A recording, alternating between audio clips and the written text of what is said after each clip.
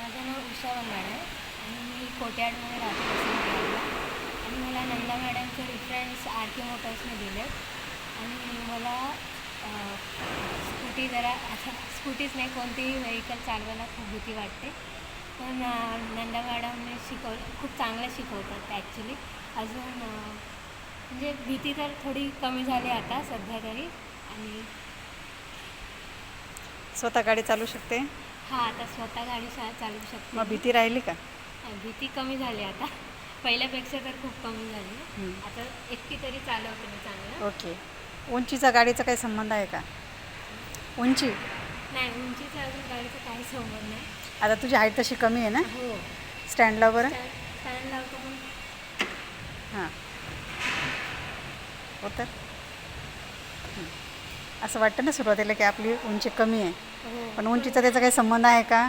काही संबंध नाही. आपण आरामात चालवू शकतो स्कूटी. हां, स्कूटी आणि बाईक ही मॅडम बाईक पण शिकवतात, अजून दुसऱ्या गाडी पण शिकवतात.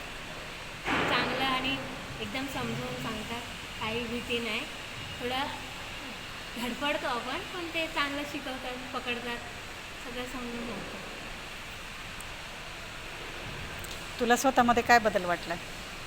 मला ॲक्च्युली आधी तरी हे वाटत होतं की मला चालवता तरी येणार की नाही, पण मला 6-7th डेपर्यंत म्हणजे झालं, एकटी तरी चालवायला लागली. मॅडम नव्हती मागे तेव्हा कसं चालवायची ती. 10 दिवस तरी मला होणार की नाही वाटत होतं. 10 दिवसात तरी मी शिकणार की नाही.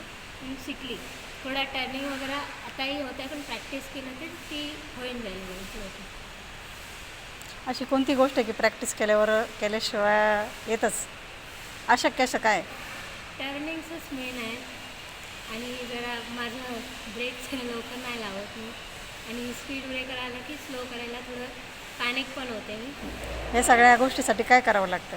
इन्स्ट्रक्शन पहिला नीट हां, ऐकायचं. सूचना लक्षात ठेवावं हां, लागतं. सूचना लक्षात सूचना ठेवायची. विसरल्यावर काय होतं आहे? हो, मग धडपडतो पूर्ण आणि गाडीची बॅलन्स जाते. आपण पण पडतो, गाडी पण पडते. थँक्यू.